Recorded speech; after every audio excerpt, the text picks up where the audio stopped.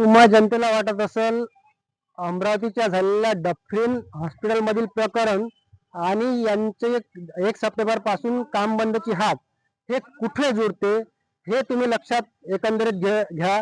कारण भ्रष्टाचार हा कुठून चालू होतो. नगर विकासामध्ये जे कंत्राटी कामगार आहेत त्यांना 4-4, 5-5 महिने पगार दिला जात नाही आणि त्यानंतर दिला जातो तर समजा यांना अग्निशमन दलाच्या कर्मचाऱ्याला 679 रुपये जर पेमेंट असेल तर 310 रुपये हाती मिळतात आणि 369 रुपये हे वगळल्या जातात. म्हणजे 369 प्रति व्यक्ती प्रति कर्मचारी वर्षाचे किती होतात आणि एकंदरीत किती अमरावती महानगरपालिका अंडरमध्ये किती काम करतात हे आपण समजू शकता. यावर आणखी तुम्हाला काय सांगायचं आहे? प्रशासनाला, शासनाला आपल्याला काय सांगायचं आहे?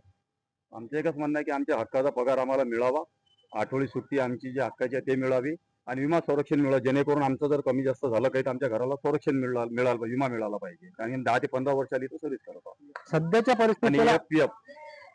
सध्याच्या परिस्थितीला डफरीन हॉस्पिटलला आग लागली आणि एकंदरीत जेव्हा कारवाई होते तेव्हा सामान्य कर्मचाऱ्यावर ते तारखा लागल्या जातात, गुन्हे लादले जातात. यावर आपलं मत काय आहे?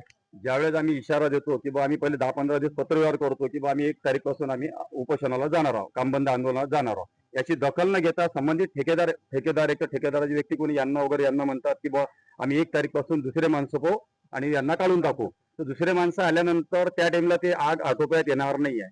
कारण की त्यांना ट्रेनिंग पण नाही ना अनुभव पण नाही. फक्त हे मनमानी कारोबार असं चालू. हे झालं अग्निशमन दलाच्या कर्मचाऱ्यांचं. परंतु अतिरिक्त जे सफाई कामगार आहेत त्यांचे सुद्धा अशाच प्रकारे पेमेंट प्रलंबित राहतात. 4-4, 5-5 महिने पेमेंट प्रलंबित राहतात. ठेकेदाराच्या अंडरमध्ये ते सर्व कामकाज दिलेलं असल्यामुळं आता याच्यावर शासन प्रशासन काय निर्णय घेतोय, कुणावर कारवाई करते हे पाहणं सध्या अद्याप लक्षात येणार आहे. आणि कर्मचाऱ्यांनी सांगितल्याप्रमाणे कर्मचाऱ्यांना धमकावल्या सुद्धा जाते, कामावरून काढण्याच्या धमक्या सुद्धा दिल्या जातात. आपण त्या कर्मचाऱ्यांना विचारूया नेमकं धमक्या कशा प्रकारचे दिल्या जातात, त्यांना कोणी धमकी दिली सांगा. काय आपल्या नगर परिषदेमध्ये जो ठेकेदार आहे, नगर परिषदेचे ठेकेदार आहे जिबेर, तो का करते त्याला त्याच्याजवळ आधी गेलो होतो पगार मागण्यासाठी. त्या 3 महिने झाले 4 महिने झाले आम्हाला पगार द्या. तर त्यांनी आम्हाला डायरेक्टली म्हटलं की बा तुम घर पे चले जा, असं संबंधित म्हणून तो आम्हाला टॉर्चर करते किंवा बोलत राहते. तुम्ही घाबरू नका, बिंदास सांगा. कारण की हे मुद्दा छोटा नाही आहे, मोठा आहे आणि तुम्हाला मारण्याच्या धमक्या सुद्धा दिल्या आहेत असं तुमचं म्हणणं आहे? हो, मारण्याच्या धमक्या दिल्या आणि काढण्याच्या धमक्या दिल्या. कशा प्रकारच्या? नवीन माणसं लावतो असं सांगितलेलं आहे. अच्छा.